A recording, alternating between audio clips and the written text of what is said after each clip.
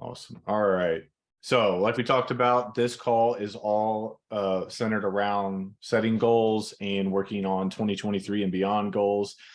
I know you guys have probably seen me posting in the group over and over because I wanted to reiterate and express how important I truly believe this is. So, hopefully I wasn't too annoying, but I did want to make sure that everyone who had an opportunity to be here and could be here was able to, because one thing that you may not know about me. I know I've known some of you for a while, but some of you I've met recently. And about 2 years ago, I got really into goal setting. I read a bunch of books on goal setting. And before that, I think most of us probably learned in school that, it's important to have goals. And, I'm sure people have probably heard of like the SMART acronym. I remember in college, they talked about that. And I don't even remember what it stands for, but it's like, specific and measurable. And it's an acronym about setting goals.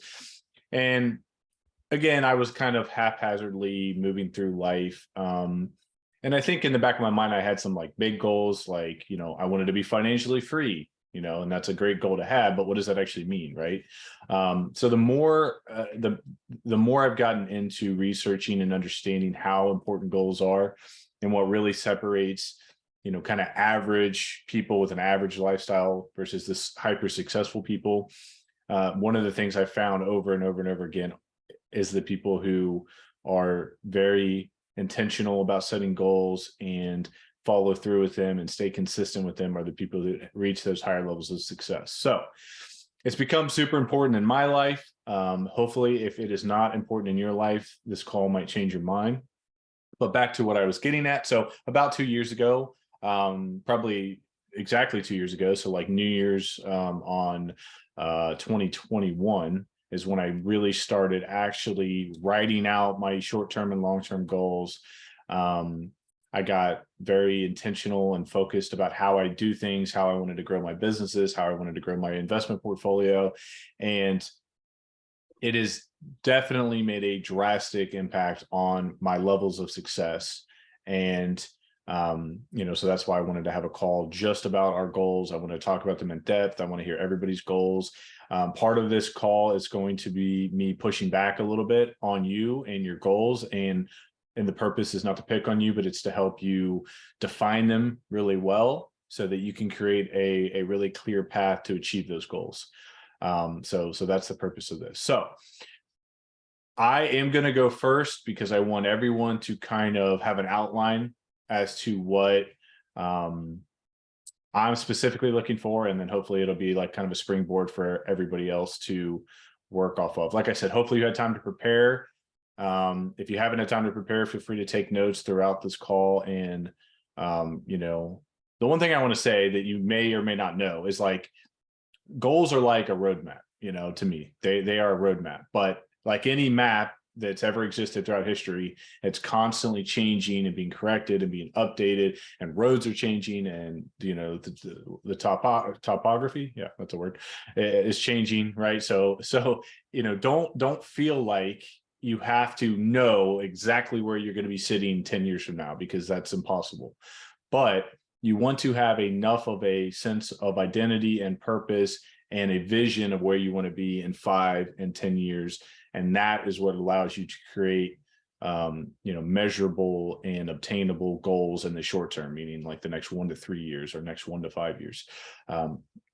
So if you're not already doing these things, you need to start doing these things. You need to start, tracking. You need to start, planning out that pathway. And again, just understand that it's going to change as you go along, and that's totally okay. And that's what's supposed to happen.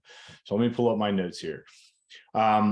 So my goal in 2023 is to hit a $15,000 in gross cash flow. And I know people that have been on this call probably know that my definition of gross cash flow is after fixed costs. So, all the things we know we're going to have to pay for on a property, like lawn care and maintenance and not maintenance, but taxes and insurance, and mortgages, all the things we know when we underwrite a deal relatively are going to be fixed.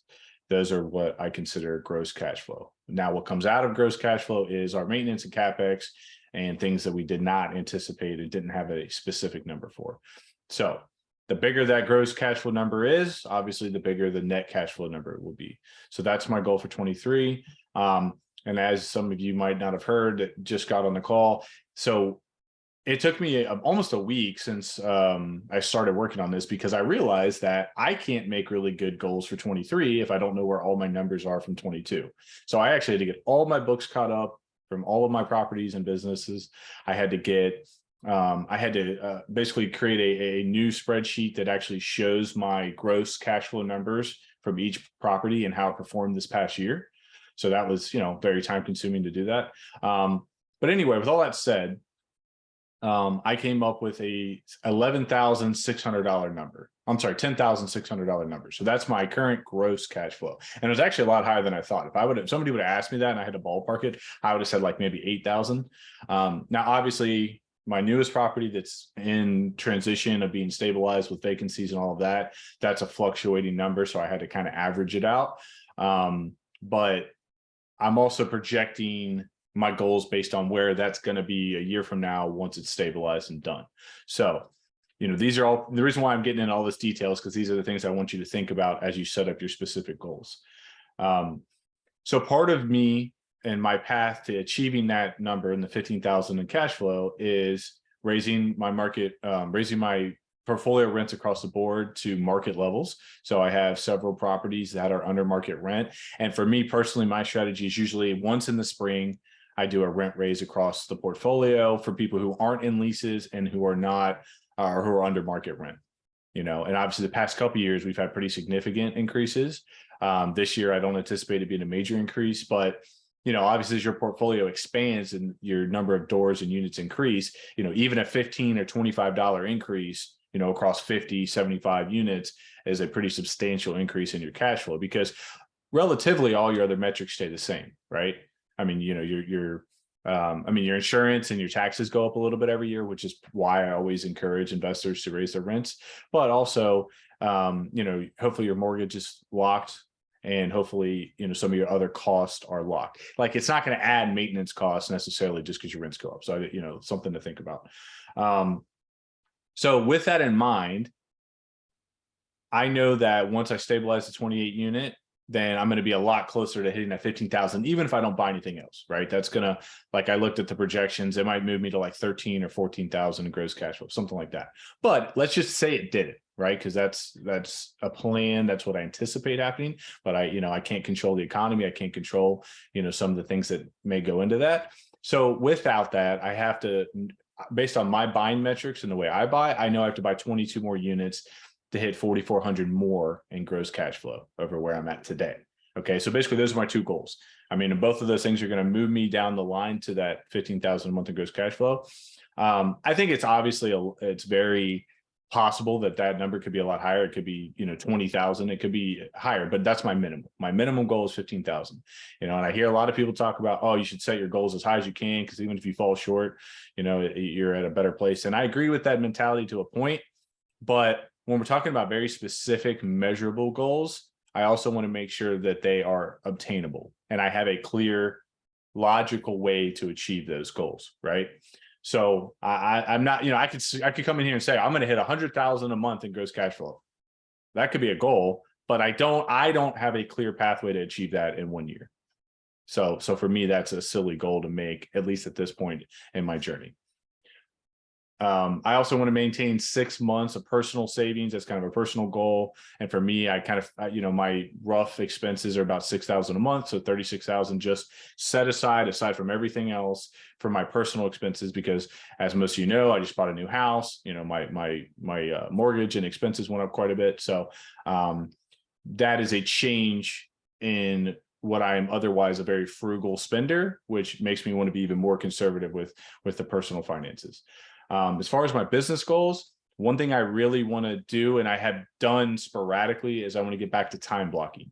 So I actually met with my team this past week, and we are coming up with a few systems we're putting in place to help do that. But I want to know, like, Sunday night, relatively speaking, what is my week going to look like? Because for the most part right now, it's kind of being productive, or I feel like I'm being productive when I'm working in the office, but it's also a lot of I'm taking calls and I'm dealing with problems as they come up, but I'm not proactively doing anything. At least that's the way I feel. So I'm trying to get more proactive. And to me, the answer is time blocking. So my assistant and I are coming up with a system to literally schedule office hours. And I know this kind of sounds counterintuitive, but it's almost like I want to go back to being an employee. I want to be an employee of my business. And the only way I can be an employee of my business is to have something telling me what to do. And so, I guess the bottom line of all of that is I need more structure, because flying by the seat of my pants works, but I don't think it's the most proactive and focused use of my time. So time blocking is going to be really important. And again, I've done that sporadically the past couple of years, but it's something I want to make a focus for 23. As far as content, I want to start making a minimum of 3 short videos a week, so 5 minutes or less. And I'm posting to all social media now, so like Instagram, TikTok. I also want to make 1 long video per week. So like these calls are 1 long form video we do, but I also am going to make other YouTube videos like I have in the past. But I want to be very consistent about it. Like without fail, every week I want to produce 1 video. And I know that may sound like a small goal, but it actually is a ton of time making content and editing it, and I'm not very good at it. So for me, it takes even longer than people that are good at it. I want to post to my social media pages at least 3 times a week. That's a very easy goal, but again, it's the consistency, right? It's like that sounds easy and it should be easy, but because my assistant and I don't have good systems in place, like we're both supposed to be kind of responsible for that, but it just falls through the cracks very often. And as far as business goals, other than those, I tallied up my numbers. And for this year, I was at a $9 million in total sales on the real estate side. So I had 6 million on market, 3 million off market. And my goal for next year is just a modest increase, 10%. So I want to hit, 10 million in sales. I think that's another one that's very obtainable because from February to May this past year, I had 0 business. So when rates went from 3% to 6%. I lost, I think, like 2 or 3 million in pending sales that all got blown up because of the rates. So assuming we don't have any volatility like that, it's more of a gradual up or down either way. I don't foresee a 4-month wall in sales. So I'm hoping that 10 million is a very realistic goal. And then on the construction side, we did about 800,000 in total project cost. And my goal for next year is 1 million. So about a 20% increase in that. So those are all of my personal financial and business goals with the investment portfolio. I do have a couple of personal goals. I'm not going to spend a ton of time on those, but I think personal goals are important as well. So I hope you guys are taking some time to think about those. It shouldn't all be about money or investing or your job or your business. You should definitely have goals that help you have a rounded and meaningful life, right? That's why we do all the stuff we're trying to do here. And, I wanted to touch on it and put it in mind because I want to make sure that it is not being overlooked. So we just found out we're going to have another baby coming soon. So I have a 9-month-old and I will have another child coming in August. So we want to make sure the baby's room is ready by June. That's one of my personal goals. I'm working on my new house renovations. We're still planning, but I want to start in January and I want to be done by May. That's the goal for the first floor. I want to, again, back to time blocking. I want to have more structured time with my kids. Again, I have this kind of loose, sporadic, go with the flow. And I want to be careful not to make it sound like I want every moment of my life planned out, because that's not how I want to live. But one of the metrics, one of the goals I'm trying to do and measure is at least 30 minutes of uninterrupted play with my kids every day. And what I mean by uninterrupted is I'm not taking phone calls, I'm not answering texts, they're not watching the TV or the iPad or Miss Rachel. I'm not, looking at TikTok or Instagram. Like, I want 30 minutes of just face-to-face time with my kids every day without fail. And again, that's something that I want to make sure I'm doing in a meaningful way that is not being interrupted. I'm already pretty good about this, but I want to make sure I read at least 1 book every night to my kids. I try to do that every night. There are occasions that doesn't happen. But I want to make it a point that every night there's no excuses, no issues. I'm I'm trying to keep my social media consumption down to less than 1 hour per day. I would definitely tell you it's much higher than that now. I mean, I have the screen time app that you can track, and I would say there's definitely days where I'm at 3-4 hours of scrolling, social media. And that's a lot of wasted time that, is not necessarily beneficial. And then another thing, my fiance and I, we're trying to time block and schedule one, just her and I date per month without kids. So we're pretty good about that. But again, making it intentional, making it something I'm writing down, making it something I'm planning. We're actually going out and plotting things on the calendar where we know, hey, we're this next month, we're doing this on this day. We're going to take turns planning it. So it's just a thing to make sure that with all the other things going on and having kids and our family growing, that we're not losing that, connection as well. So as most of you probably know, I've been divorced once, so I've kind of been through that ringer, and I'm trying to learn from previous mistakes and making sure that I don't relive them again. So that's my goals. Hopefully I didn't take too much time, but basically I just wanted to kind of give you guys an outline. That's how I look at it. Now, the things that I'm not going to get into because I want to save time for everybody else is once you have that outline that I just went through, that is when you can start breaking down your quarterly and monthly and weekly and daily tasks that have to happen to achieve those goals, right? Again, we don't have time to get into all of the specifics today, but I am sitting down with my team and we are planning out, okay, well, what are we going to do differently to achieve those goals? I did reiterate a little bit of them on the investment side, but like having that big picture outline, that's how you work back from that and establish the roadmap to get to the finish line. So a year from now, when we're all sitting here having this call again, hopefully all of you have been able to successfully accomplish your goals because you were deliberate in planning your steps. So what questions you have about my goals or the process or the outline, we can start with that. And then again, I want to have everybody share. Yeah. First, congrats, man, on the kiddo. That's awesome. I like the time blocking approach. I'm going to steal that. So I need to get better at planning that too with the W-2 and everything else.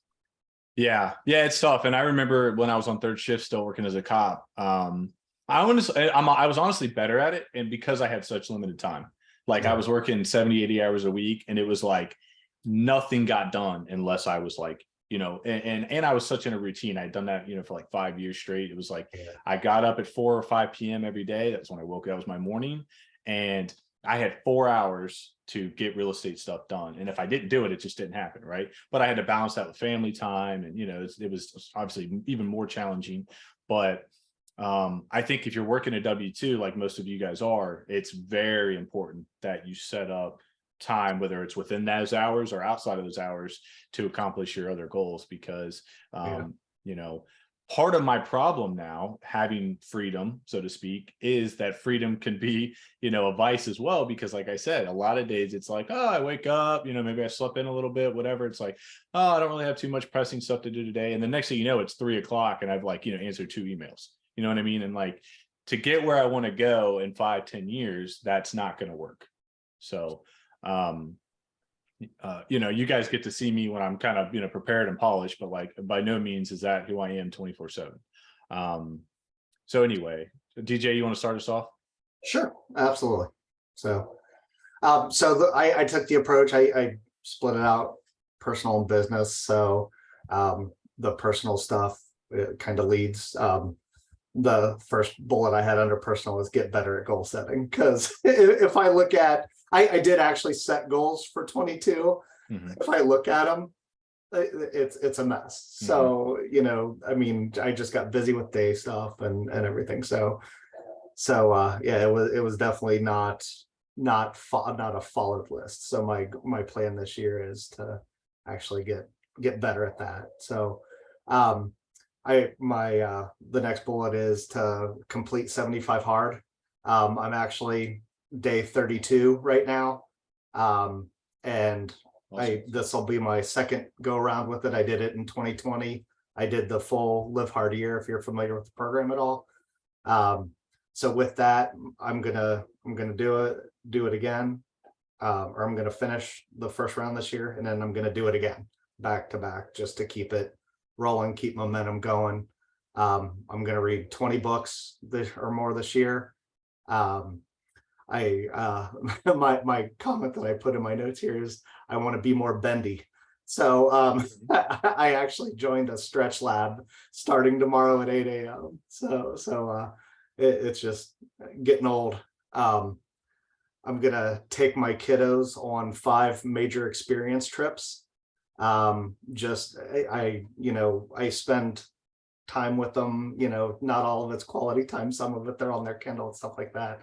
I want to have that. So for Christmas I had a whole bunch of points and some Delta miles that we burnt, and so we're going down to Universal for a couple days here in January, and hopefully we can head west in the summer when they get out of school and stuff.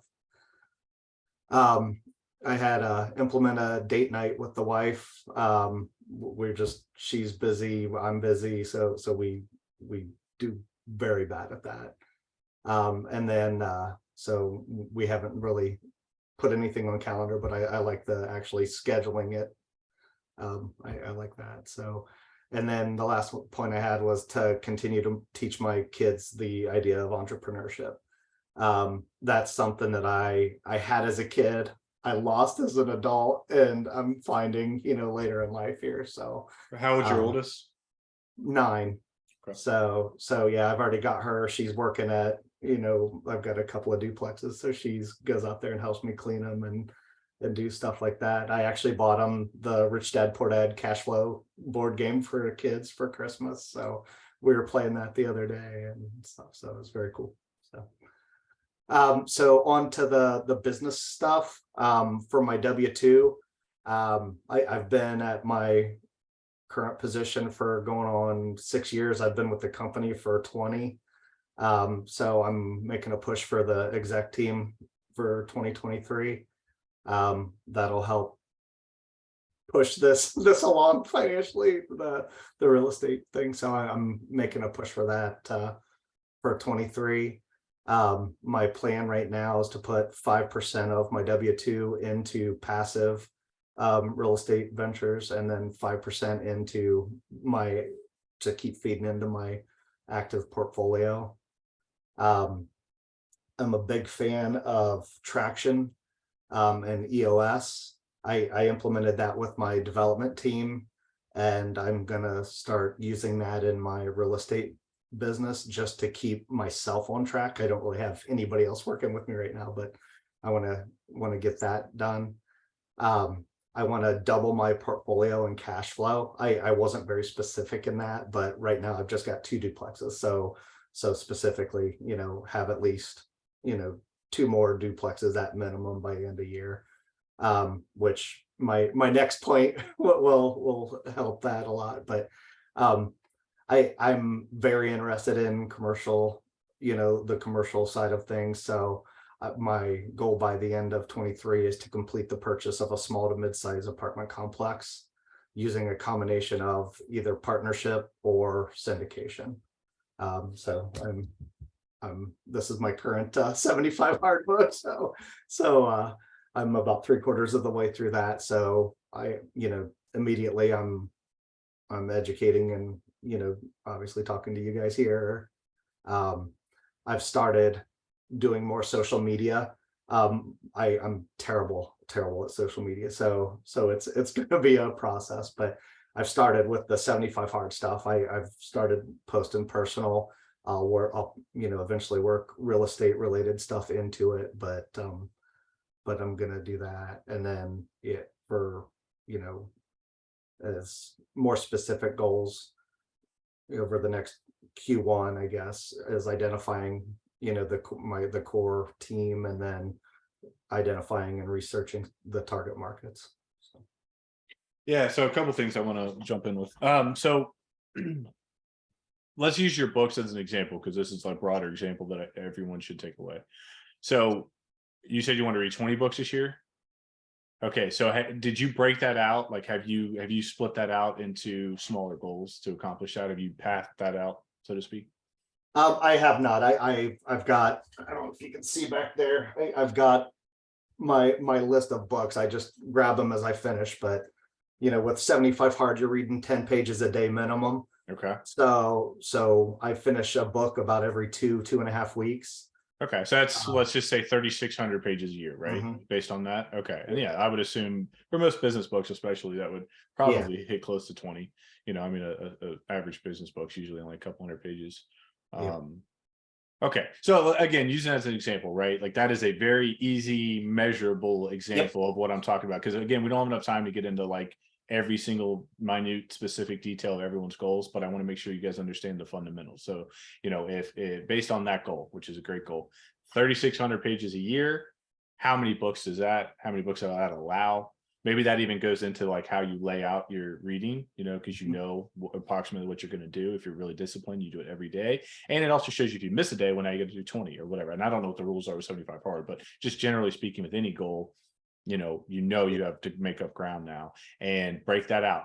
Okay, how many a month? How many a week? Am I going to take days off? Does that mean I have to do 15 on Tuesdays and Thursdays? Again, I'm just making stuff up, but I want you to think about every goal you have, everybody who watches this, and think about it with that mentality, because that is actually how you're successful. Saying you want to read 3,600 pages doesn't mean anything. But saying you want to read 10 pages a day for 360 days out of the year, that means everything. And that's how all of your goals should be structured. So anyway, I didn't mean to interrupt you, but that I wanted to make that point with that specific goal. Yeah, no, that's where I want my get better at goal setting is actually getting more specific with that, because these are all relatively general. So I appreciate that.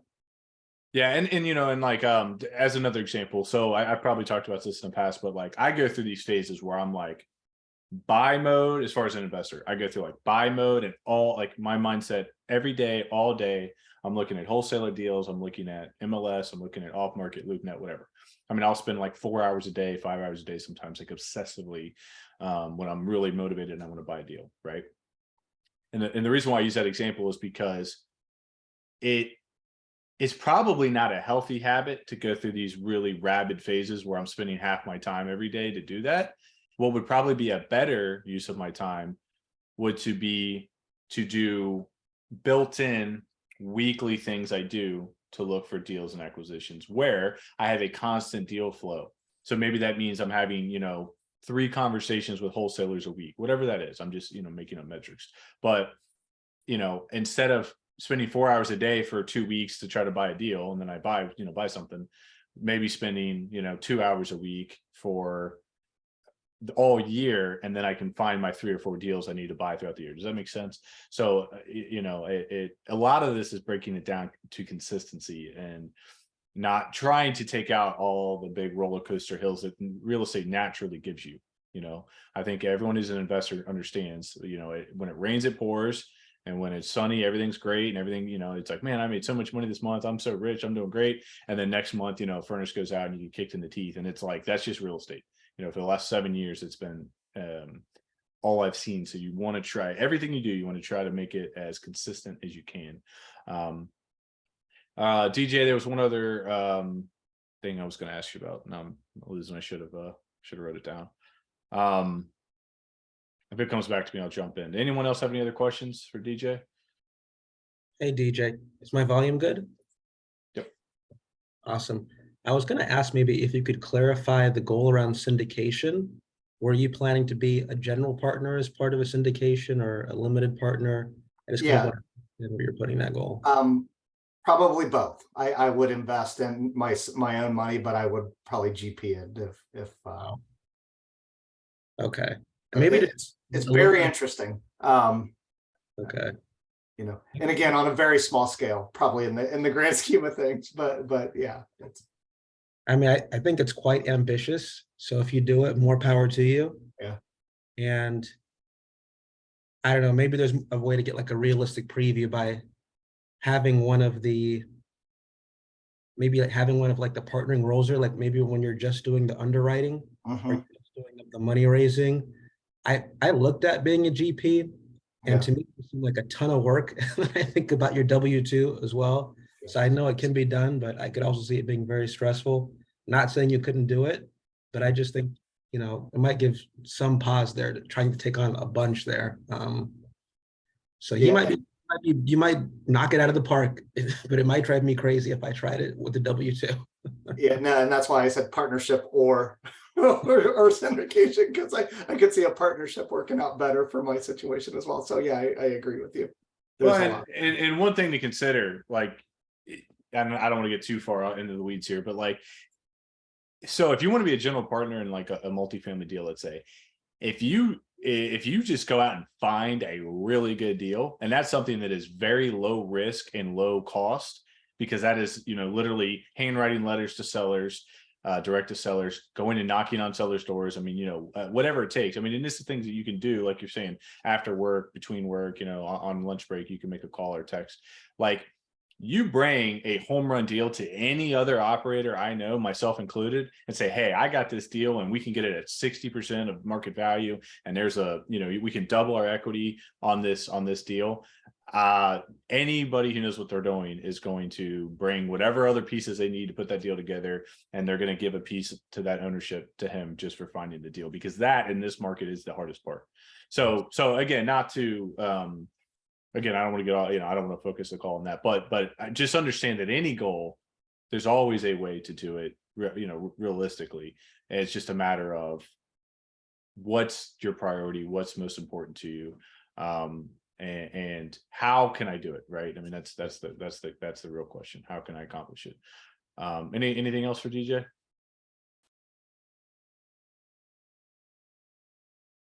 All right, cool. Gage, you want to take over? Sure. I just want to start by saying this is awesome. I'm loving this call so far already. It's getting me hyped. So I'm glad to hear all y'all's goals, and yeah, it's awesome. So I should have probably prepared for this a little bit more, but I can say kind of just off the top of my head some of the goals that I had for 2023. And I think we've probably talked a little bit about it too, Joe, during our last conversation. But for 2023, what I really want to do, what I'm really focused on right now, presently, is getting the place that I'm staying in right now, my duplex, completely renovated. I'm doing bottom then top unit. I've got the bottom unit like a week and a half away from being able to be rented out. So just getting that thing rented out, hopefully by the end of January, and then busting out the rehab upstairs by March. I have an entire list of every kind of step that needs done that I on an Excel spreadsheet. So I'm just trying to hit all those things so I can get this rented out. And then I want to be able to purchase another investment property in the Cincinnati area, quarter one or quarter two. I mean, as fast as I can work to get this done, doing that through refinancing. So trying to get as much equity out of this place as I can so I can go and roll it over into the next place. And hopefully getting another good place that I can create even more equity in. And then further along in 2023, I haven't really thought past that. I know I want to, if I can, get another property and then get that one ready and then get another one. If I'm going to do what I can do, and what's possible. And I think right now, probably splitting 2023 into two halves, the first 6 months and the second, and I'll probably reassess myself halfway through and probably set newer goals come that time. So in terms of real estate, that's where I'm at on that. In terms of personal goals, my word for 2023 is called it's Survivor. If you guys, if any of you have seen the show Survivor, I want to not only get on that show but win it. That is my word, and I was thinking forever, what is going to be my word, you know? And I was, you know what, I want to be on Survivor so bad, that's going to be my word. And so I've been reading a ton of books on things that might be able to help me in that game, watching the seasons when I can, training, running, working hard, doing all those things to get on that show so I can win. And then otherwise, personally, just I'm training for a 10K right now in February. Staying, you know, healthy, physically fit, eating better. I want to read 60 books this year or in 2023. So that's 5 books a month, at least 20 pages a day, if not more. And what else? I want to grow my network in 2023. So I want to make sure that I'm attending as many events such as this as possible. The Mastermind group, Bigger Pockets events, different real estate events throughout the area, and getting to know people better as well. And other than that, that's probably pretty much it. All right, I got a few things I'm gonna ask you. So you're saying you said you wanted to buy 2 or 3 properties. I understand that right? At least one, and if I'm able to, make it work and refinance again in 2023 and get another one, then yeah, like I'm trying to get as many as I can. I need to look at the strategies on that. Okay, why? Because I want to scale up, because I want to hit a certain number by the time I'm 30 years old. So I've got a 5-year plan.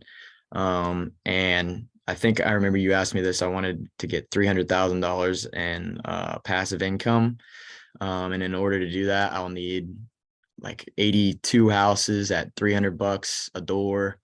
And so I'm just working my way up to that. So that's why. Okay, why? Why do you want 300K a month or a year Okay. in passive income? So I want to be able to be financially free. Like you said, I know you said earlier, it's kind of like, oh, that's what everyone says or whatever. But for me, financial freedom will mean that I have the ability to, DJ, you mentioned Traction earlier, and I read Clockwork like a week and a half ago.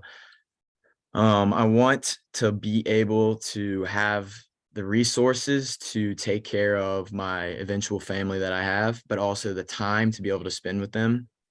And that's what financial freedom will mean to me, is the ability to not only, have the house that I want to have and the car that I want a C8 Corvette, but to be able to take care of my family, send them to the good schools, and have a financially strong and like kind of a rock financially. And so that's where it kind of takes me, is to a place where I can provide for my family, help those around me, and to accomplish the other things I want to achieve in life, travel and do all of those different things. So here's what I would say. I would, 300,000. I mean, the goal itself is arbitrary. It doesn't matter. But what I would say is, I would look at your budget. I would make a budget if you're not already living on one, and figure out what that looks like. And the reason why I'm saying that is because if I had to guess, I would say that at like $3,000 or $4,000 a month, you could probably be financially free. You know what I mean? I'm just throwing out a number. And the reason why that's important is because it may change how you approach the goals. And there's nothing wrong with targeting $300,000 a month in cash flow or passive income or whatever. But I think it's important to have levels of achievement to help you get there in a more fluid way. Because if you're just looking at this goal at $300,000 a month or $300,000 a year in passive income, it's so far away and it's so difficult to imagine when you're 100 steps away from it, that it's like looking 100 miles down the road. You know what I mean? So the reason why I'm challenging you with this is that I like the idea, and there's nothing wrong with your goal, but I think breaking that up into phases, into different levels, and finding out different reasons why at every step of the way will help you stay motivated to achieve that. Because like what you're talking about is like, I'm going to run a 500-mile marathon. Okay. Well, how do you do that? I don't know. I have no idea how to run a 500-mile marathon. I don't know if anybody does. But the point is, like, if you start with, I'm going to run a 5K, and then I'm going to run a 10K, and then I'm going to run a 20-mile race, and then I'm going to run a 50-mile race. Those are all things that are achievable and measurable. And when you get to that level, a logical next step to approach the next goal. Does that make sense? So I would break that down into smaller pieces. And I would also give yourself specific timelines to achieve those. Because just saying you want 300,000 in passive income and whatever, I don't know if you gave a timeline, but whatever that timeline is, again, I think it's too far away. It's blurry. because I can't see it, and I'm not saying you can't. Hopefully you can, but I'm just saying I can't see it, and so without being able to see it, it's hard to determine your path to get there. And I had one other question. I'm terrible at this. I wrote down the first one. I remember that. I had two questions again. I'm lost. Any other questions for Gage? Was it Why Survivor? Maybe. Why that game show? No, but I do want to say that's a really cool goal. It's very That unique. is cool. So yeah, I'm Very, glad you shared that. Very original, Gage. I Yeah, appreciate and I hope you get that, man. That is a very cool, unique thing. That's awesome. Me too. Yeah, I like the list that you've got for you said you had a list for finishing, your current duplex. So I think that's awesome. And then, I would, if you're looking at the next property and stuff, I would, get your list of, starting with the financing and get all that stuff aligned, because you can do that in tandem with your current goals as well. So. Yeah. And just to reiterate to everybody, like the reason why I keep asking why is because you have to ask yourself that, and I've had to do this exercise with myself over and over and over. And I didn't really talk about any of my long-term goals because, again, I didn't want to spend too much time, but it's like all of my goals I talked about today have a very specific reason why in a 3 to 5 to 10 year plan, and without those specific reasons why, I would never put in the effort and motivation to get to those things. You know what I mean? So again, I just want to reiterate that if you don't have a good reason why to do something, then you're not going to do it, in my opinion. I just don't believe, because some of these things we're talking about are so difficult, and we know how challenging they are as investors. And even personal goals can be extremely challenging, as we all know, right? If they weren't, we'd all be bodybuilders and have six packs and everything else, because the reason why we don't is because it's really hard, and it takes a lot of work, and it takes a lot of consistency. And we could all do it if we wanted to, but it's not a priority in our lives. So I don't think it's honest to ourselves to say we want to do things that we don't really want to do. And that's why if you don't have a very specific motivating reason to do something, it's not going to happen. So again, I'm not picking on Gage. I just want to make sure we all are considering that with each one of our goals. Gage, anything else you want to add? No, thank you. Awesome. All right, Angela. Yep. Can you guys hear me now? Yep. Awesome. So I'm going to start with the personal side of things. So 2023, I want to sleep at least 6 hours every night. Normally I get 5. I'm pretty active. I'm pretty hyper. And that's normally not a problem until I'm driving back from work. Once I'm driving, that's when I struggle. Okay. I just need more sleep. Right. I want to read 12 books. So 1 book per month, real estate, business, financial literacy, motivational kind of books, right? I want to start meditating at least 3 times a week. I really got to work on my mind. My mind feels like it never stops, right? I really want to start exploring that side of the more spiritual side of things. I want to floss my teeth every night, brush my teeth every night, but I don't always floss, and the dentist really recommends that. So, and then I want to save $3,000 a month just for real estate investing to keep funding some of my deals going into 2023, which leads me into my financial goals, right? So what I got written down here is that I wanna add or start with 4 doors in my portfolio, right? I'm new to real estate. I don't own any real estate units right now. I want to add those 4. I'm looking at a cash flow of $800 a month, so $200 per unit.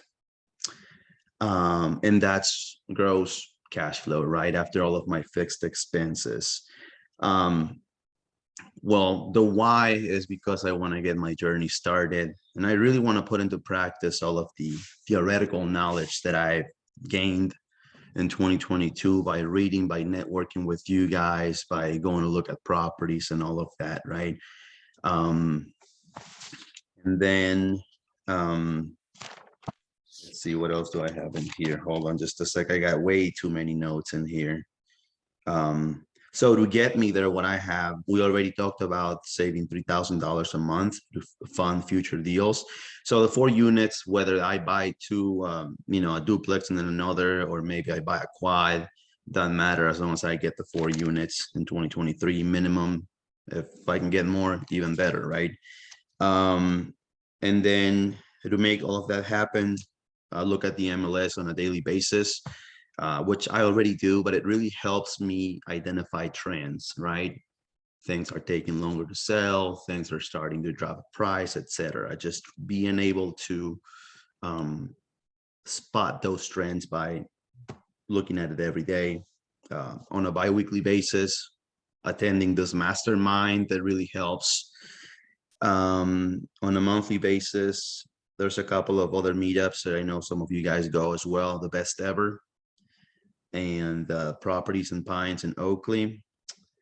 And then just one quick comment going back to financial freedom, right? So personally, I have established 3 levels.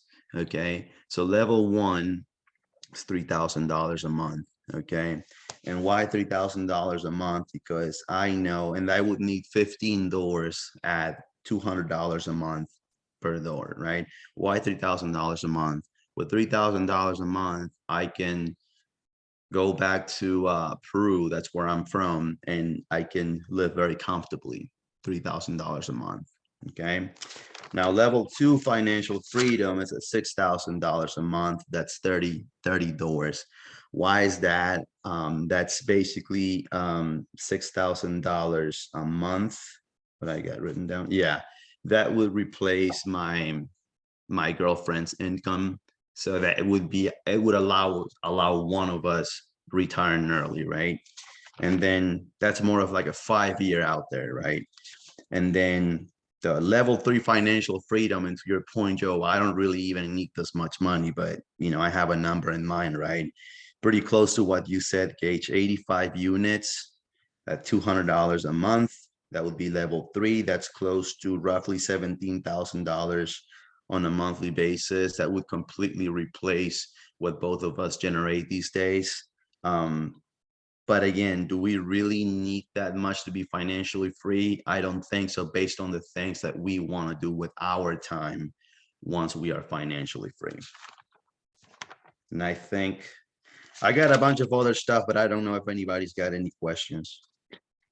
Yeah, so I do have a couple things. So I was, one of my pushbacks I was going to give you was why a fourplex, but you answered that. You said it's a financial goal, not a asset goal, which makes sense. And that's something I always tell clients and anybody that I speak with. It's like, because I was very guilty of this. I think I've told my story. Like, I wanted a specific property in a specific neighborhood, and there really wasn't a good reason for it, other than fear. So I like that you broke that out and said, hey, if it's 2 duplexes, I get 800 a month, fine, and that's great. So that's good. So the one thing that I wanted to add for everybody, but you brought it up, so it's a good point. When you're saying I want to buy, you said you want to buy a property in the first quarter, I think is what you said. Not necessarily the first quarter. I did not specifically said anything about any quarters. Okay, well, so I would set a goal for that. I would set a timeline, because that gives you something to work off of. But more importantly than that, you said, I'm going to look at the MLS, I'm going to do this, I'm going to do that. What I would also set is, let's just say your goal is, okay, by March 30th, 31st, whatever, however many days there are, I'm going to buy a property, right? Or I'm going to have one under contract anyway. Then how do you achieve that? Okay. And to me, if it was my goal, I'm going to say, I'm going to underwrite 10 deals a week. Okay. And with how low our inventory is right now, that's like a lot of the deals that are out there. I mean, you're not really missing a whole lot. If you're doing 10 new listings a week as they come up on the MLS, and you're actually staying on top of it, and underwriting 10 deals a week, as we've talked about in other calls, I mean, this could be a simple rule of thumb underwriting. So I mean, this is something that could take you 10-15 minutes once you get good at it. That's pretty simple, right? I mean, you set aside 5 or 10 minutes a day to accomplish this. And then I would also say, okay, with 10, I'm going to underwrite 10 deals a week, but I'm also going to offer on at least 1 deal every week. And you may say, well, what if there's no good deals? Then make a lower offer, right? that is something that I don't think enough investors do. When you're in this, and I like I said, I'm kind of maniac about it. Most people aren't, but like, I'm not going to stop until I get the deal. Okay. And so to do that, you need to, and I'm just making up numbers. It doesn't have to be 10 underwritings a week, but you should be setting specific goal metrics within that goal. Because if you do those things, if you spend 15 minutes a day underwriting, if you make at least one offer every week, I almost can guarantee you without fail by March 30th, you're going to have a deal. Okay. And again, I'm making up all those dates and numbers, but just you get the point, right? You need to set very specific metrics, weekly, daily, hourly, whatever you got to do to accomplish that. So again, I just wanted to use that as an example of the way how much we need to drill down on these goals if we really want to accomplish them. Makes sense. Any other questions for Angela? I like your kind of tiered levels, Angelo. That's I like that. No, not just kind of one goal, kind of leveling them, and I like that idea. I think I'm going to steal that. Agreed. Yep, exactly. And yeah, and we'll see how much time we have at the end. If we have a few minutes, then I would like to quickly go through like 3 and 5 year goals, but we'll see how much time we got. Todd, you want to take over? Sure. Yeah, mine, I guess, kind of, I went more so on the 1, 3, 5, and 10 year. Yeah, but that's cool. Just kind of personal stuff. It's funny, everybody, Joe, you let off with time blocking, and I know DJ chimed in on that and stuff. And a couple of weeks ago, I had mentioned that I'm working on my real estate license, and that's one thing I've really had to implement, and I need to do a better job of that, because I'm very reactionary. Something comes in, a bill, an email, something, I'm the type of person, I just want to get it off my desk and done with, which I think distracts me from being proactive in other areas. So that time blocking, I think, will help. Date night with my wife once a month, and then also financial date, if you will. We're a team with our real estate, even though I kind of spearhead it. But with all our financial stuff, she's just as important. And I think that's something we get lost in. Time flies, and 3 months have passed and you haven't sat down and talked really about your budget or short-term or long-term goals. So that's something we want to do a better job of once a month. And then personally, and maybe this is where I need to join DJ on the 75 hard, is I need to drop 20 pounds. So, yeah, I get at 45, I definitely need to be more active on that. But so that's the personal stuff. But year one goals in the next 12 months. First is get my license, and setting a goal, because I'll probably get started in the summer or late spring. Year one, I would like to make at least 10 sales, sell 10 properties. With that, so if I can average 0.83 properties a month, I'll do that. And then within the next 12 months, I would like to acquire one additional rental, whether it be a duplex or triplex or fourplex, just one additional small multifamily, preferably in the areas that I've been kind of researching up in the Lebanon area. Going to year 3, just real quick, I'd like to then, year 3, in terms of focusing on being a realtor, I'd like to get up to 24 properties, averaging two a month, and have increased our portfolio by another 2 properties. Year 5, that's kind of the big one. I'd like to hopefully increase the real estate business where it's actually meeting or surpassing my salary as a high school teacher. That's kind of the big pie in the sky goal at year 5. That would then, hopefully, if I have things rolling, I can debate whether I could leave teaching and kind of free up some time there and have more control over my schedule. And then year 10, full-time realtor. Our portfolio's increased. We've paid down a lot, increasing our cash flow. and finding maybe a second home for my family, whether it be a vacation home or something closer to family outside of the state. So, Joe, you had on there happiness too. I jotted down some things. Ultimately, like the longer term goals, where I can have more control over and dictate my schedule, increasing our cash flow, becoming more financially free to where price is never an issue. Not like I'm going out and buying Lamborghinis or Bugattis, but it's never if my daughter wants to go to this school or this college or university, we can do that. We can't afford it. It might not be immediate, but it's not 5-10 years down the road. It's something that we can plan for. And you kind of mentioned this, Joe, on I think your last I think it was your last post with your yearly goals of terms of elevating your family.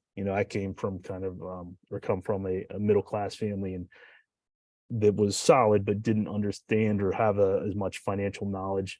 That I think I've increased that, and I want to continue to pass that on. And DJ, I think that's awesome, like playing cash flow with your kids and entrepreneurship, and that's something I'm starting with my daughter, and just want to increase that to understand how to navigate kind of the game of money, if you will. So that's kind of where I'm at. Awesome. Yeah. So just a couple things. I want to give you. So as far as the real estate, having obviously gone through that same journey, I would get away from the properties per month thing, and I would focus on volume, because what I actually found out in my first couple of years is I sold a ton of houses, and they were all like $50,000 crack houses, and it's a shitload of work, and it sucks, and you don't make any money. So I would get away from the sell 2 houses a month, 3 houses, whatever. I would follow that with volume, because that's a much more important metric. And obviously agents are paid on a commission based on percentage of sale. So just something I would tweak there on your goals. And then when you're talking about your long-term goals, I would get very specific, like we talked about. Yeah. Set numbers, have meaningful reasons for those numbers. What do those numbers mean to you and why? And then work back from there to how am I going to accomplish that? Because you're saying you want to be financially free, or saying you want enough money to pay for college. What does that mean? Is that $10,000, a semester at UC, or is that $100,000 a semester at, NYU or whatever, right? Or whatever, you know what I mean? So the point is, like, get very intentionally and specific about those numbers and why and how you're going to achieve it. So those are just some things I would add to your outline. Any other questions for Todd? If you want an accountability partner for 75 hard, brother, I Awesome. Yeah. I might have to take you up on that. Awesome. Tiwi? Sure. So a quick update on one of my current goals, trying to refinance my 10 unit right now. So I've been talking to lenders, gotten some sizing of the loan around 1.1. So trying to figure out how I can get that closer to 1.2, 1.25 in the refinance. I found a cosigner that's kind of helping my case. So that's progressing. Really, I've just been so busy with trying to get my 10 unit up to 90% occupancy that I haven't had a chance to really break a lot of these goals down. So I'm kind of only focused on 2023. And so on the business side in 2023, I'd like to generate $10,000 a month in pure cash flow. And so I'm looking at that as after all expenses. So mortgage, insurance, taxes, CapEx, after that have $10,000 coming in. I think I'm probably close to like 30-35% of that right now. I'd like to acquire 20 more units in 2023. However, that said, I think the cash flow goal is more important to me than the unit count. Sometimes I know that can be kind of like a vanity number that doesn't mean much. So really, like, the cash flow is what's important there. And I'd like to start to implement a strategy to find more off-market properties that are multifamily. So I'm looking at properties that are 8 units or more off-market, looking at a lot of the stuff that's on LoopNet or Crexi or Zillow. To me, it seems like a lot of these are kind of like make me sell or move Zillow prices where they're not really that serious about selling when I see a lot of that. So I'd like to see if I can have better success going off market. So I need to get a strategy for doing that for 6 months and evaluating and seeing better deals that I can do off market. And the last goal I had for 2023 is to really see if I can add a team member on the maintenance side. See if I can get a helper, just like 20 hours per week. I found out that renovating, I think 8 units this year, there was plenty of stuff that I was doing myself that I think I could have done more efficiently with like a helper on staff. And it's just not sustainable, I think, for me to like be as hands-on as much as I was. I think if I had a helper, then I could devote more time to doing things like looking at off-market leads or whatnot. Quickly on the personal side, I'd like to get back to working out twice a week. That kind of just fell off the bandwagon completely in 2022. My workout was working at the property. Really, I'd like to take a personal day just once during the week. I kind of see that in terms of real estate and having time control. I think one of the reasons I want to do it is because I was really burnt out working a lot when I had the W-2. So I want to kind of create enough passive income to be able to do that once a week. And just to go on vacation, take a 2-week vacation at some point during the year. I was trying to do that in 2020, then COVID happened and that kind of blew that up and I really never got back to it. So those goals need to be broken down, but that's kind of where I am for 2023. Awesome. Yeah, and I agree completely. Like I've reiterated, like, yeah, having measurable specific goals are so much more important than, like you said, unit count or asset type, because you could go out and maybe find one great commercial warehouse property, a 70,000 square foot warehouse that you buy with partners, and maybe that hits your cash flow number in one deal, but you only picked up one unit, right? I mean, like the unit part is irrelevant. That's the point. So any other questions for Tiwi? All right, cool. Colby? All right. I'm reading right now, Success is Not an Accident. And I just went through the goal setting chapter. And so I did they had us do the 30-year and then a 9-year and then 3-year and break it down. But I did those ones and I don't know what it's called, like currently. So I wrote them a little different. And then I kind of just went all the way down to sub goals for this year. And they are find a mentor. I kind of have a few people that I follow and talk to, but I like to find somebody that I could just kind of shoot stuff to a lot more, I guess. I don't know how to really explain it, but I think I need one. I want to increase our W-2 income by 25%. Just to be able to get properties quicker. For 2023, I want to buy our first multifamily. I do want a quadplex, but I'm kind of just thinking if the numbers work, I still want to just stick to the one property a year at least. 2 conferences a year. I have one scheduled at the end of January, a real estate conference. And then looking at one possibly in May. I either want to do real estate or an investing conference, just something to do with money, really. Like you mentioned with the Instagram and stuff and social media, I'd like to start creating more content instead of consuming it all. Even though I do have the algorithm set up pretty good that most of my stuff is really informative, but I still get lost in it and then get sidetracked and it just takes up too much time. And I've been wanting to do that for a while. And crazy story, I just went back to Salt Lake, Utah, 3 weeks ago. And I'm sitting and I get in my rental car and Gary Vee walks in front of my truck. And so I jump out and say what's up to him and give him a hug or whatever. And I'm like, well, if that's not a sign, I don't know what is. So I got some podcasting stuff for Christmas. And so I need to get that up and running. And then I did create a budget. I've never really budgeted before. I just kind of whatever we can save, we can save. And so it was my first time really sitting down and finding out what we could actually save. And so that's gonna be huge for us, I think, because there was just too much money that I didn't know where it was going.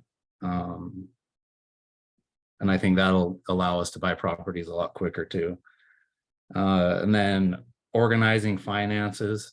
I did meet with Phil, which was great, and asked him a million questions. And I want to learn more of the tax side really, because I've kind of let a lot of money slip through the way I'm kind of running my business right now that I could definitely improve on.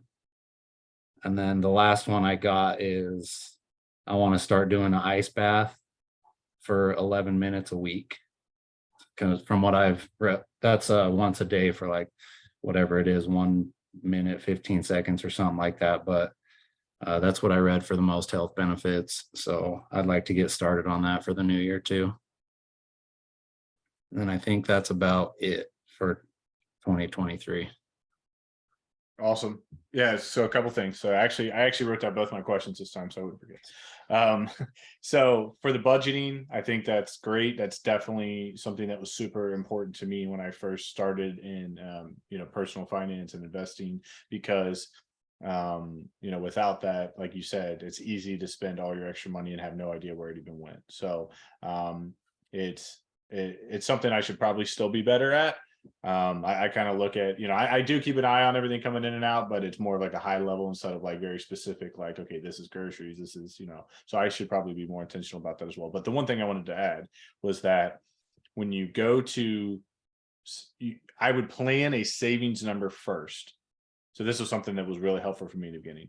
So like whatever that is, if you plan out your budget, you're like, okay, I can put away 1,000 a month, or I can put away 500 a month, whatever, it doesn't matter what the number is, but whatever you can realistically accomplish, that should be the first money that goes away.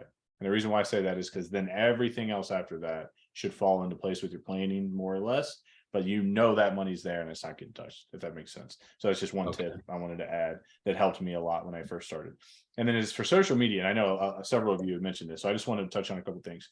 So when I look back at like 2015, 2016, when I got into real estate, got my real estate license and started trying to buy my first rental property, like, I think we have this idea of social media that has to be this really complex, polished, time consuming, editing. Like it's not. Like we all watch like the top guys, right? We watch, Joe Rogan, and we watch, Brandon Turner, and we watch David Green, and we watch these like, these are like the top 1% within their niche of social media, right? Okay, you don't have to be that guy or girl, So the point I'm trying to make is like social media, especially when you're first starting out, it is as simple as telling people what you're doing. Already, like it's what we already use social media for. Even if you're older and you only use, like, let's say Facebook, that's predominantly older crowd. All we have Facebook for is to keep in touch with people we know, more or less, and talk about what we're doing and what we're interested in, right? I know that sounds stupid, but like that's what it is. And when you understand that from a fundamental concept, like it's all you're tweaking is being intentional about telling people what you're doing. So like for Todd, I'm going to use Todd as an example. Todd is going to become a new agent next year, right? That's one of his goals. All Todd has to do, as simple as this is, post on his Facebook story, studying for my real estate exam, right? I mean, that takes 10 seconds. And right there, you're starting that traction of putting in people's mind that are friends with Todd on Facebook that he's going to be a real estate agent, right? And I'm just using that as an easy example because that's exactly how I started. And what's funny is like, I didn't even do any of this intentionally. I'm just like a narcissist and I'm just like, hey, look what I'm doing today. I'm going to look at a house. You know what I mean? So it's like, but that paid dividends later when I had people say, hey, I saw you were buying some rental properties. Hey, I saw you post some pictures of your renovations. Hey, I saw that funny story you were talking about, arguing with your tenant, whatever, just stupid stuff.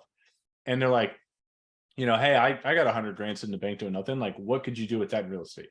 Right. So it starts those conversations. And again, it doesn't have to be this, well polished, you spend 3 hours on a podcast and it's edited and you got multiple angles and lighting. And I just want everyone to understand, like, it's not, it can be as simple as just very, slightly talking about what you're doing. And that will start building that traction of your brand and of your reputation. So anyway, hopefully you guys get what I'm trying to say.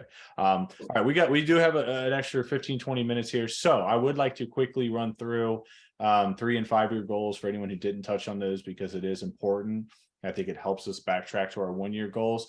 So some of the things I didn't mention. So when I talk about my long-term goals, my ultimate goal, kind of like, if I picture my life in 10, 15, 20 years, if I had $50,000 a month in cash flow, that would accomplish everything that I have, set out to accomplish in my lifetime goals. Okay. And so what I mean by that for me is I want to be able to start a nonprofit that is dedicated to financial and real estate education, targeted to the people who need it most. So, in my opinion, those are the people who do not have access to that education in their family life, their personal life, and their sphere of where they live, right? So like if we're going to use Cincinnati as an example, and I've already talked to some of these groups that are involved, these are the kids who don't have parents, maybe they only have one parent in the home. They come from the most underserved communities within within greater Cincinnati. Their public schools that they're in, if they even go to public school, don't have access to any financial literacy education.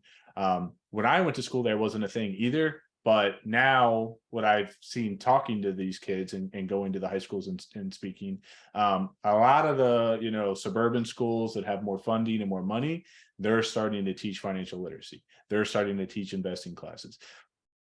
To me, the irony of that is that these are the kids that need it the least, right? These kids that are middle and upper middle class. I'm not saying all of them have financial education, because I didn't, and I grew up middle class, but I think that there is a more important segment of the population that needs access to the stuff that we're talking about. So that is one of my lifetime goals, is to set up a nonprofit that is dedicated to, giving those educational resources, for free. And obviously that requires a lot of funding. So that's part of my personal financial goals, is to be able to fund that. And to give back and have people benefit in the same way I benefited from this education. So anyway, there's other personal goals, like I think Todd mentioned, I love the idea of having like a vacation home, because to me, that is like kind of the pinnacle of experiences with your family. I'm going to have 3 kids soon. They're all going to be getting older. And by the time they're at that age where they can start enjoying those activities, I would like to have that in place. So that's like a 5-year goal, hopefully sooner, but at least within the next 5 years, have like a vacation home that I can build those, lifelong memories with my family. Outside of that, I don't really have a lot of other financial personal goals. I don't, I make enough money. I'm comfortable. There's not I don't buy cars. I don't collect anything. Like I don't have a whole lot of stuff I want. I just bought my house. I'm got plenty of space now. So it's mainly those are the 2 long-term goals, vacation home at some point, and then, be able to build a kind of a legacy through the nonprofit and educational resources. So anyway, DJ, I know you didn't touch much on the 3 and 5-year goals. If you want to jump in. Yeah. So, 3 to 5, from a job is I'd love to scale the real estate stuff enough to replace my W-2 and exit my W-2. Whether that's 5 to 10 or what, it's to be determined on scale and stuff. But, I do want to, get enough cash flow with the real estate game to have more experiences with my kids. I grew up in a divorced home. So, my mom was working 2 jobs. My dad was, he was a farmer. So we didn't do a lot. I didn't leave the state of Ohio until I was 18. So, I want, my kids are spoiled now, but I just want to keep, getting those experiences. I'd love to, do, I was talking to my wife about, getting like a trailer and just pull behind camper and just going west. I think that would be something, that would be nice to fund with that money. So, 3 to 5-year goal would be to scale the real estate game enough for that, the business. I keep saying game, but and then, I read a lot, but the book Vivid Vision, if you've ever read that, having, writing that, my wife and I do that, once or twice a year. We'll kind of write out our story and so that helps with the 5-year plan and gives you kind of a goal on it. Yeah, I mean, and one thing I want to touch on is that the reason why this stuff is so fundamentally important to me is because, you know, none of us are old, but none of us are young. You know, maybe Gage Right. is young, but like there's not, you know, most of us in here in our 30s and 40s and or maybe even 50s, you know, some of the people in this group. And so it's like we're running out of time, you know, and I'm not trying to sound doom and gloom, but we are, when you really look at the picture of your life, you do not have a lot of time to do this, you know, especially if you have young kids. Like if I wait 5, 10, 15 years to be where I need to be financially to give my kids the life they want and the experiences they want. And that doesn't just mean like more toys and crap, you know, that's not what I'm talking about. I'm talking about where like DJ said, we can go and travel. If I want to take them to Europe for a month in the summer, I can do that. If I want to, you know, take them to a beach house, we can do that, you know. And so those are, to me, that is such a short window of time. Like I have 13 years until my oldest daughter's 18, and that's it. I got that time in my younger kids to have the experiences I want to have. And it's a balancing act because we don't want to just be away from our families all the time and do nothing but focus on financial goals.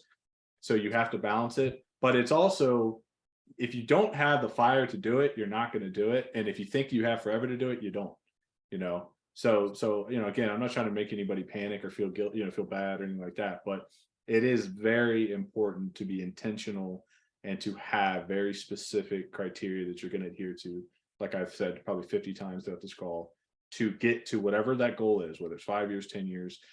It's very important to lay out that roadmap to accomplish that. And it's hard, you know, it's hard to balance all of those competing ideals.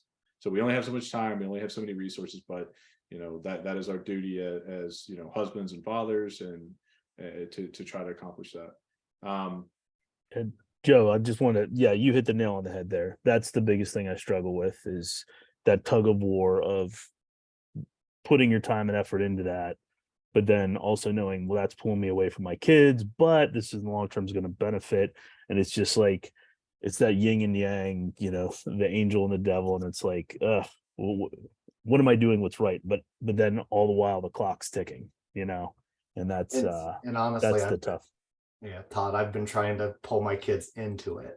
Yeah. So that's what, like with the cash flow game, with, you know, bringing them out to the rentals and seeing, and so hopefully they develop that passion earlier. Yeah. So you're being productive in what you want to do. I mean, obviously you're not going to be able to bring them into everything, but yeah, Again, I you're- think it comes back to being intentional about it. And there's a fine line, because I've publicly talked about it many, many, many times. When I had my daughter who's 5 now, when she was very young, I was not home nearly enough. That's one of the main reasons why I'm divorced now. And in hindsight, I probably didn't go about things the right way. I was hyper focused. I was hyper passionate about accomplishing very specific goals. I've been able to achieve a lot of success because of that focus, but it came at a cost, you know.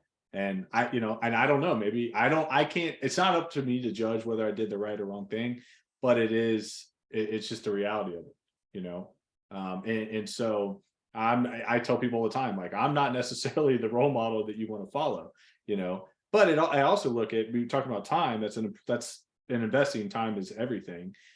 Had I started doing what I was doing at 20 instead of 25 or 6 or whatever it was, or 27, I wouldn't have had to work 70 or 80 hours a week to accomplish that, right? And now obviously that doesn't help anyone who's in their 40s or 50s, but it also reiterates how important it is to start now and achieve your goals now and be intentional now, instead of waiting until you're 60 or 70 to, you know, look back and figure out what you could have done differently. You know what I mean? So again, I'm not trying to make anybody panic or feel guilty. It's a balancing act. But the other thing I want to add is, like, we all are guilty of this.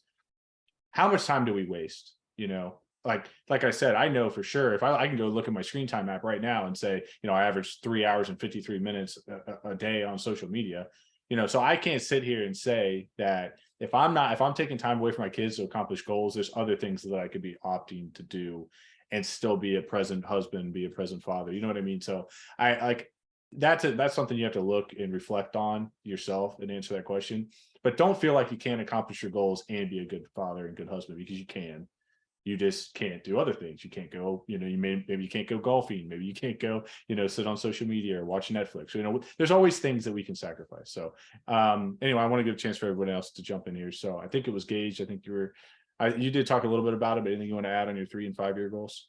Sure, yeah. And yeah, if you haven't started, the best time to start is today. That's, so looking out into the future, and kind of you already touched on that, Joe, is for me, I'm 26. I have that now. It's, I guess, a 4-year goal. By the time I'm 30, right now, where I'm at in my life, I'm not married.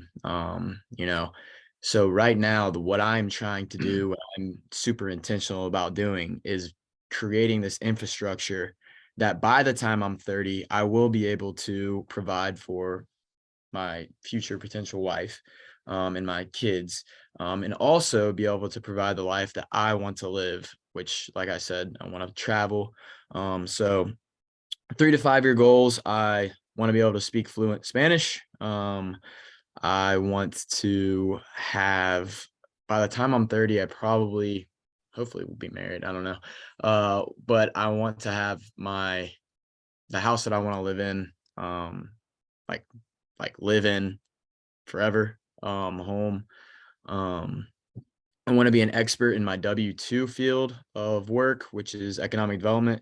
So I want to attain the necessary education that is needed to put me in a place where I am knowledgeable, at a high level. And I want to win Survivor.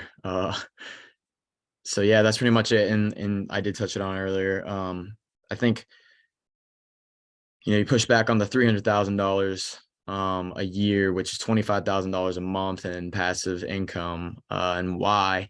I think for me, it's just, that's kind of the number that I thought of when I thought, well, this, hopefully by the time I have this family, will allow me to do like kind of what you said, and be able to provide and give them the life that I would want them to have. I'm not sure if that's the right number, but that's just kind of where I put it. So yeah, that will take a little bit more thought. But since this is the last, kind of all of our last chances to talk, I will say one thing that I did start doing last year, based off of Brandon Turner, his advice in one of his podcasts, is I started writing every single day in what I call my progress journal. And I think everybody's is different, but I know a lot of you guys on here today has stated that, maybe you struggle with staying consistent on goals, or you want to maybe get in the gym more, or be more habitual about the things that you're doing. I'll say that this right here has been the thing that has kept me on my daily habits and my daily tasks more than anything ever did before.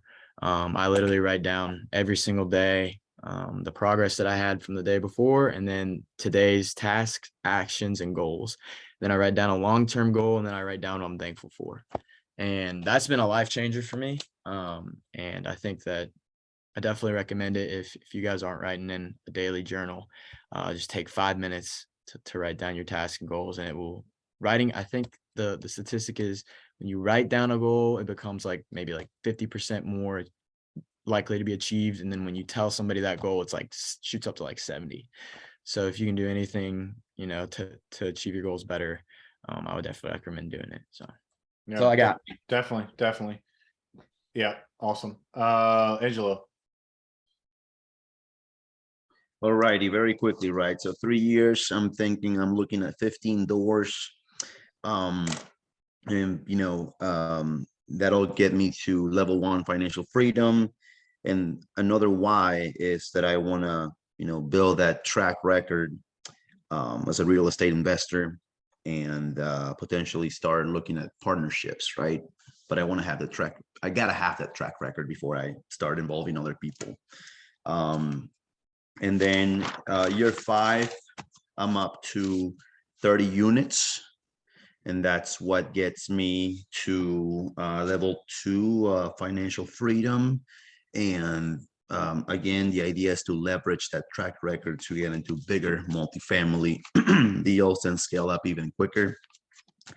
And then the 10-year objective is the 85 units that I mentioned earlier, level 3 financial freedom. So that's where I'm at. And to me, financial freedom means my time and do whatever I want to do with my time. And what I really want to do with my time is I want to be able to surf every day That's a personal thing, but at the same time, I want to be able to serve the community. And I like to coach, I like to teach, like to give some, teach surfing lessons, but also work with kids, like bad kids. I grew up in a big city. I know what kids that maybe don't have parents, or single family homes, what they're exposed to, what they're out to no good, right? And to me, I can help them out through surfing. So that's one of the things that I want to do in the future too. And there's a few more things, but I know we're running out of time, but I'll to leave it at that. Awesome. Tiwi, anything you want to add?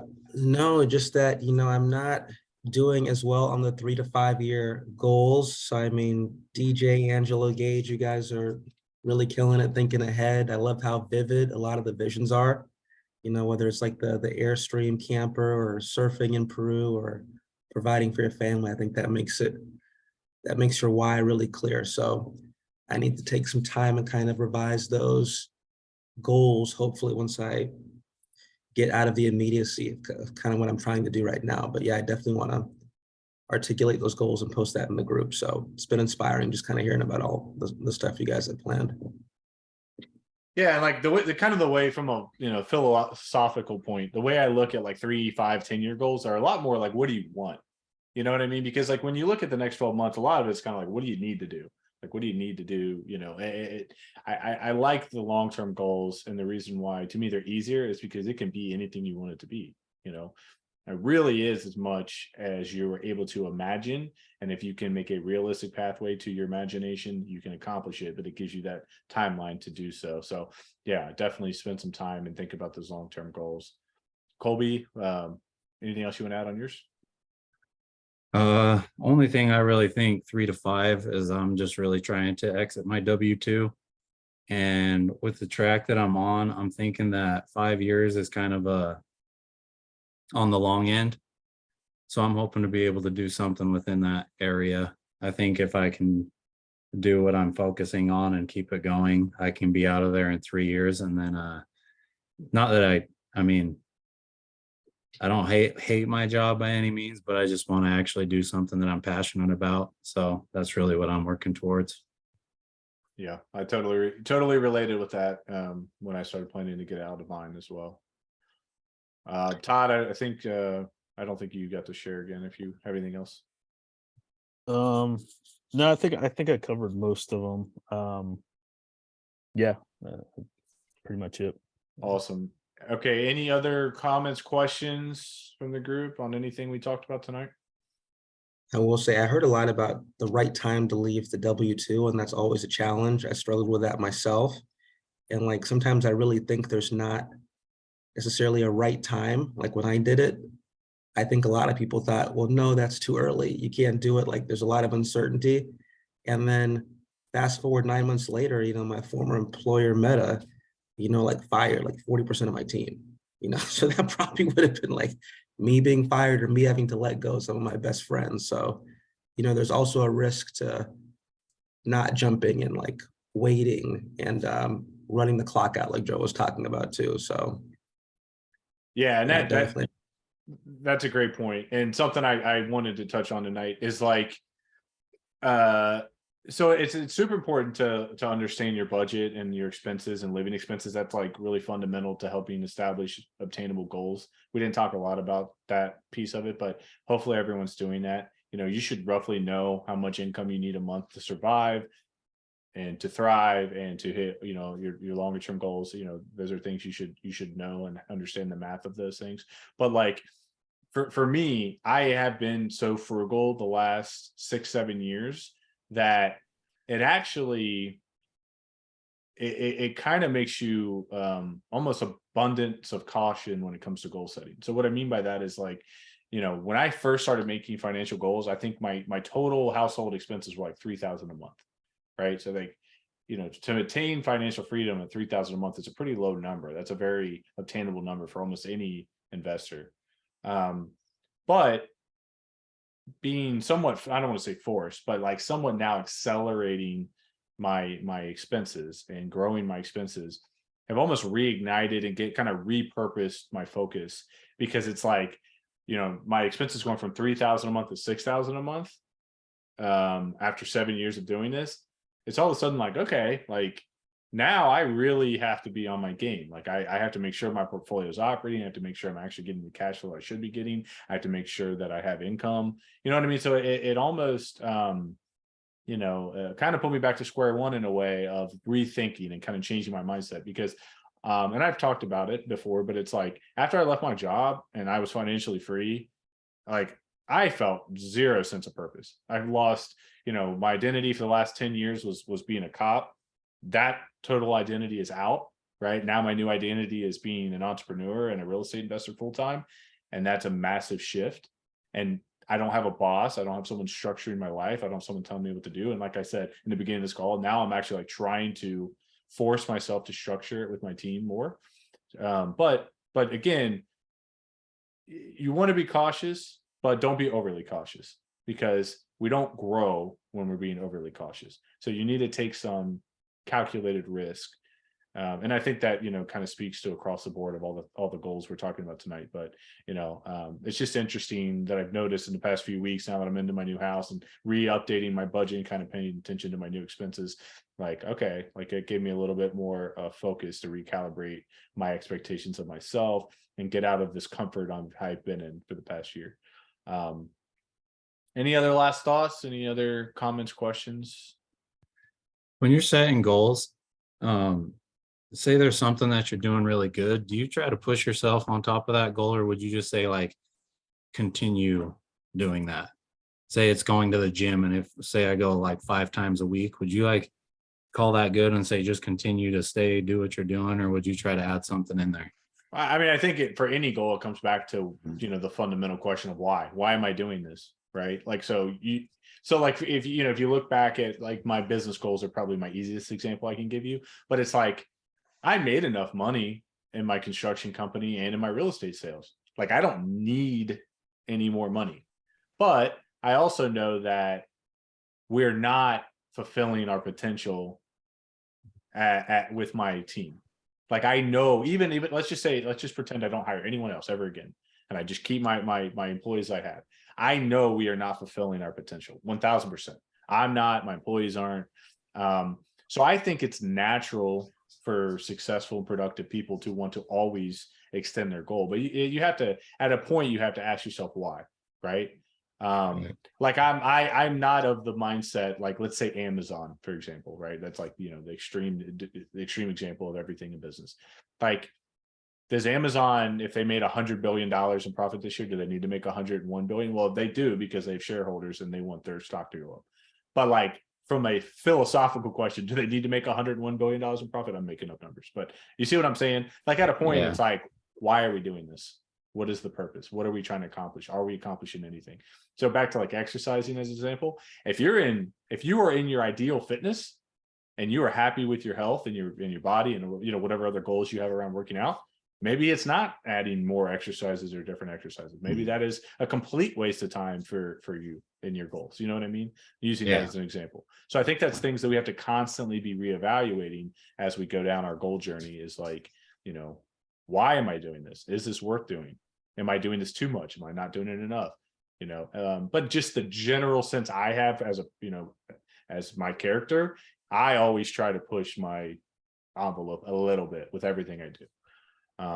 Not necessarily working out. That's definitely not been a priority for me, which it needs to be. But I'm just saying that with finances and business, yes, typically I try to strive for a little bit more. That makes sense. Cool. Anything else? Cool. Awesome, guys. This has been a great call. I appreciate you guys all staying up late and joining us. Hopefully everyone will benefit from this as much as I have. Just forcing myself to even set goals has been a really important step in accomplishing those goals for next year. If you guys do have any other questions or comments that come up, feel free to shoot me a message or drop them in the Facebook group. I will be uploading this tomorrow. So our next call is on the 11th, and we have John Cashman, who is a syndicator, coming to talk to us. So that should be a really good one for anyone interested in raising money and scaling up their real estate at some point in the future. I know a lot of you talked about that, so that'll be a really good call. John is he's a great real estate investor and syndicator, so he's got a lot of stuff to add to this group. So hopefully I will see you all there, and good luck on 2023 in the new year and starting down your path to achieving all your goals. You too. Thank you Thanks, much. Joe. Thank you guys. Well, Thank you.